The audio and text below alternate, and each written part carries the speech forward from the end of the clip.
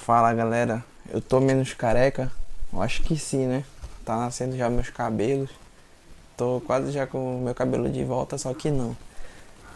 Mas hoje o nosso papo vai ser sobre o que eu aprendi nessa minha jornada até entrar em medicina, tanto da parte que eu fiz cursinho presencial e a de estudando em casa, né?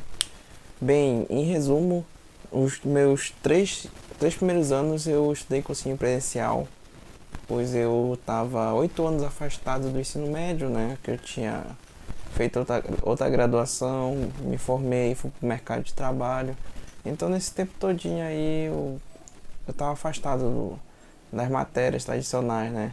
Então muita coisa eu já não lembrava, principalmente de matemática, de exatos, que eu acho que é o que mais exige assim, conhecimento, conteúdo. A área de humanos, querendo ou não, a gente acaba tendo contato em alguns conteúdos de YouTube que nós costumamos assistir. Então, assim, eu tive que ir pro cursinho presencial de começo, porque eu ainda tinha um certo receio, preconceito com o ensino online. Eu não me sentia seguro. Isso é uma cultura brasileira, né, que ainda é muito forte no país. Nós vemos que as pessoas preferem o cursinho presencial. Mas hoje em dia eu já tenho uma outra opinião a respeito disso. Eu já prefiro justamente ao contrário. E vou explicar aqui ao longo do vídeo também.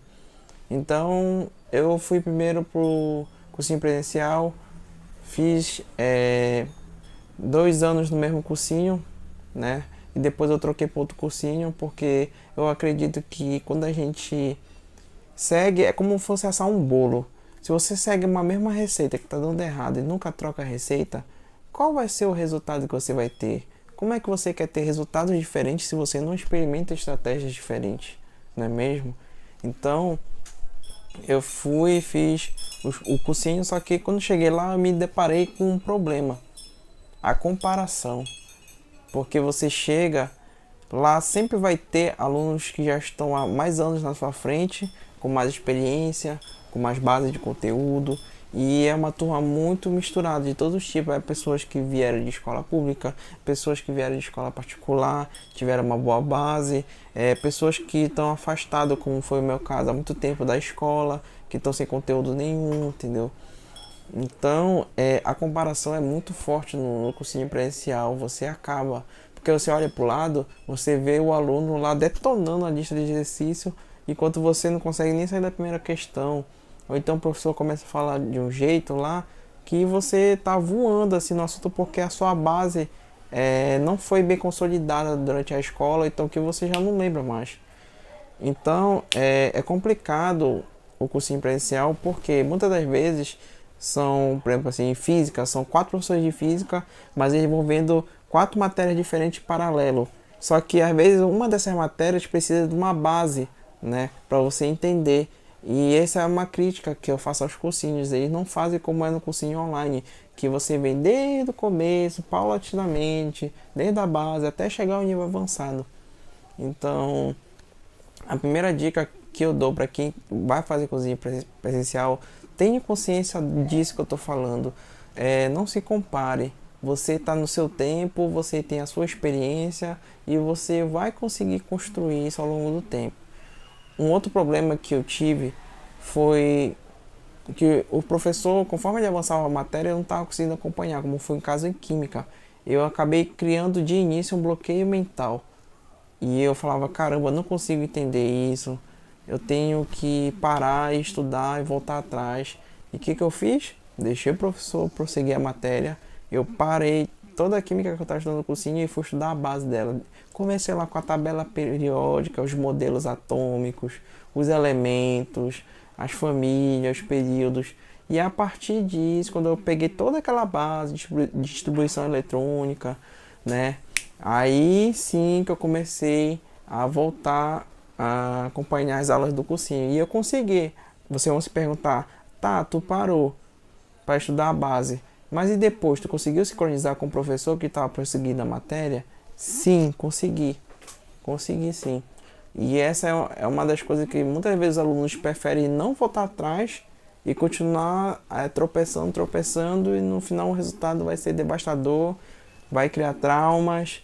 E toda vez que você diz não, não consigo aprender, não sou boa nisso, você simplesmente cria um bloqueio mental. E isso é muito difícil de tirar, gente. Eu acho que uma das coisas que me ajudaram nisso foi a minha maturidade como pessoa mesmo, porque eu entrei no cursinho presencial com 26 anos, né? E aí então eu já tinha, né, uma certa maturidade da vida adulta, de saber reconhecer quando nós não estamos em condições em acompanhar algo, ou então que está faltando alguma coisa, eu consigo voltar atrás, ir com calma, reconhecer meu erro. Então isso é uma coisa que muitas das vezes é uma armadilha do nosso próprio ego, sabe? Nós não queremos nos dar por vencido, falar que nós precisamos sim de ajuda, muitas vezes, entendeu? Nós precisamos começar de baixo. Então, tenha cuidado com isso. Principalmente a base é a coisa mais importante de todas as matérias. Aprenda a base da matéria que vocês estão estudando, seja química, seja física, matemática, sabe? Que são acho que é as matérias que mais exigem isso, né? No Enem. Então, essa questão da base é muito importante. Uma outra coisa que eu também tive que mudar para conseguir passar em medicina foi a questão do trocar o cursinho presencial por cursinho online, que foi o último ano. E por que eu fiz isso? Porque no meu terceiro ano de cursinho presencial veio a pandemia e a pandemia ela fez os cursinhos começaram a fazer o tal do ensino híbrido. De início foi ensino à distância, né? Então eu pensei, poxa, eu tô pagando para assistir aula em casa do cursinho presencial. Por que eu não faço um cursinho online que é muito mais barato, vai me gerar muito mais comodidade, né? Mais tempo para estudar, posso assistir quantas vezes eu quiser a aula, sabe? E aí foi quando eu tomei a coragem e girou a chave. Eu fui pro cursinho presencial, que foi o Biologia Total que eu fiz. E aí foi quando tudo ficou muito melhor para mim. Eu comecei a ter mais tempo para descansar entre os estudos.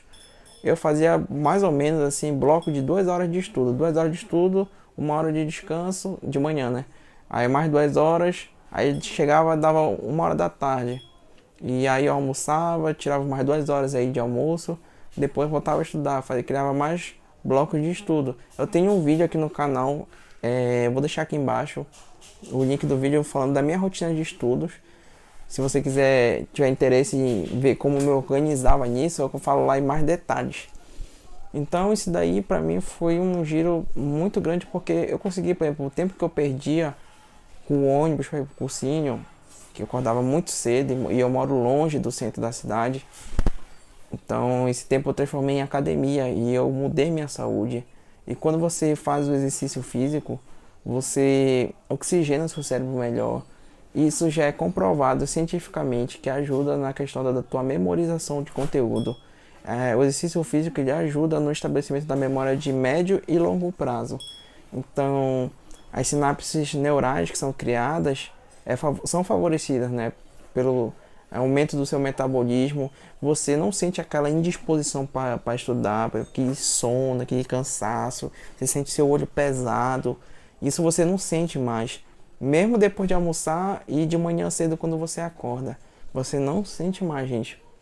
O seu sono melhora. E qual é a consequência do seu sono melhorar? É que nós entramos numa fase chamada REM do sono. REM. Depois vocês pesquisem aí mais detalhes. Que é quando você dorme e se você pegar e levantar a pálpebra de uma pessoa que está dormindo, você vai ver que o olho está mexendo, então virado para cima. É a fase que o seu cérebro está jogando tudo fora de menos importante que você, de informações que você teve ao longo do dia e retendo aquilo que você deu mais importância. Então ter um sono de qualidade, isso é fundamental, gente. Isso é fundamental. E também melhorei minha alimentação, pois como eu tinha mais tempo no meu dia estudando em casa, eu consequentemente poderia preparar melhor minhas refeições, sabe, comer mais frutas, mais saladas, né? Ter uma alimentação de qualidade, porque também é outra coisa que é comprovada, inclusive até o professor Jubilu falou em um dos vídeos dele, eu não lembro qual, que o nosso intestino delgado ele tem tantos neurônios quanto o nosso cérebro. Então, muitos dos nutrientes que são absorvidos ali são importantes sim para o nosso desempenho no estudo. Então, melhorar nossa alimentação é fundamental, gente. E vocês têm vários outros profissionais que falam sobre esse assunto, vocês podem pesquisar melhor a veracidade dessa informação. E também gostaria de compartilhar com vocês a questão dos resumos. Já no meu segundo ano de cursinho, eu não fazia mais resumos porque eu fiz muito resumo no meu primeiro ano de cursinho. E até para fazer resumo nós temos que saber como fazer. Porque às vezes, em vez de ser um resumo, vira um manuscrito. Um manuscrito que não vai te ajudar em nada. Porque qual é o jogo aqui? O jogo você tem que olhar para o resumo e tá escrito só o nome do conceito e não a explicação do conceito. Porque se está escrito a explicação, você não vai forçar seu cérebro a tentar se lembrar, poxa, o que é esse conceito aqui, sabe? E se você não faz não força essa barra, sabe? Você não tá memorizando nada, você tá só lendo, sabe? Você tá só lendo.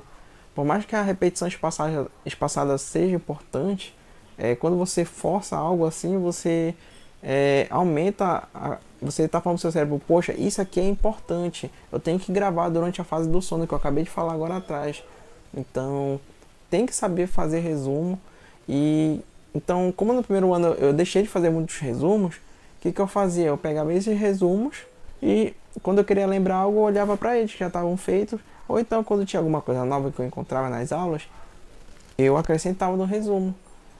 E como eu tive contato com vários professores de mesma matéria, tanto no presencial quanto no online, o que aconteceu? Eu acabava vendo diferentes visões do mesmo assunto e diferentes técnicas de resolver exercício, então detalhezinhos pequenos do conteúdo. Então, gente, se vocês estão vendo o mesmo conteúdo com o mesmo professor há vários anos, eu recomendo vocês a mudarem. Isso é muito bom porque vocês vão pegar novos tipos de resolução de questões, coisas importantes para a preparação de vocês. Então não fique usando a mesma estratégia todo ano, sempre mude, mude, mude, mude, mude. E no online o seu leque cresce muito, né? Porque tem várias plataformas hoje em dia. Apesar de que são poucas que eu recomendo, e eu falo aqui sem medo algum. Eu só, hoje em dia, se eu fosse estudar, eu estudaria ou pela prova total, biologia total, que foi por onde eu me preparei, por onde deu certo pra mim. Ou então o Ferreto também, que é muito bom, já usei a plataforma deles, eles estão ampliando mais. E faria um curso de redação presencial. Eu acho muito importante, eu contratei uma professora de redação só para corrigir 4 temas por mês para mim, saía a R$ 40.